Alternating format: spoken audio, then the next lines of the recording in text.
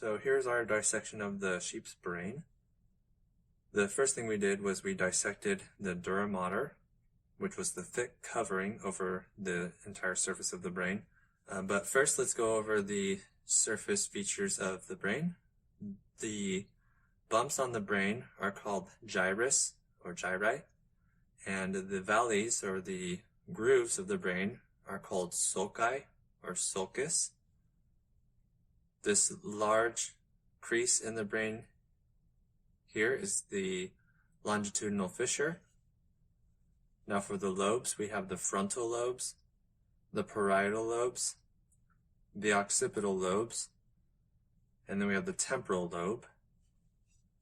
On the underside, we have the olfactory bulb, olfactory tract. We have the optic chiasm, which the optic nerve would be attached to, but that's been cut. We do have the pituitary gland. We have the pons, the medulla, and then the spinal cord. This is our cerebellum. Now if we were to make a sagittal cut through the brain to reveal the inside, we can see this white matter here which connects the two hemispheres of the brain. That's called the corpus callosum. Here we have the thalamus. Underneath the thalamus is the hypothalamus. Then we have the pons, the medulla, and then the spinal cord. Here's our cerebellum. This is the white matter of the cerebellum called the arbor vitae.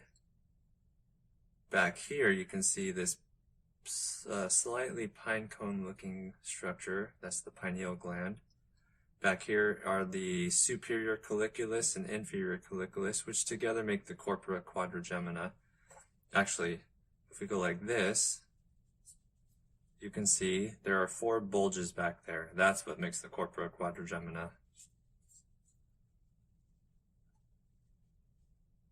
Now for the ventricles, we have in between the corpus callosum, this is the lateral ventricle.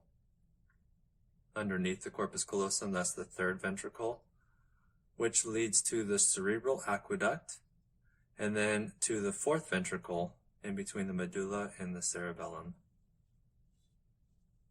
So that's it for the sheep's brain.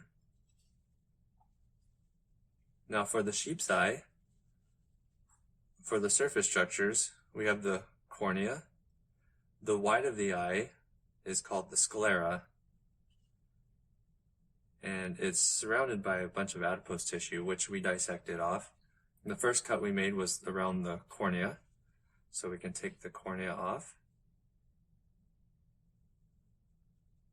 And that reveals the iris, which is the brown color, and then the pupil is the hole in the eye.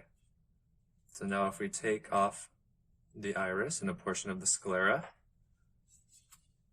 we can see this black layer here is the ciliary body, which has smooth muscle that attaches to the lens to contract or expand the lens to accommodate for vision. This here is our lens, which kind of looks like a marble. And then on the inside, we had this layer here which was spread out within, and that is the retina. So we peeled back the retina, and then this black layer is called the choroid. That's underneath the retina. And then we have this translucent bluish, greenish colored layer there. That's the tapetum lucidum. That is what allows animals to see at night. So if you're ever driving your car and you shine your headlights on a cat and you see the reflection in its eyes, that's the tapetum lucidum. That's what allows them to see at night. Humans do not have that.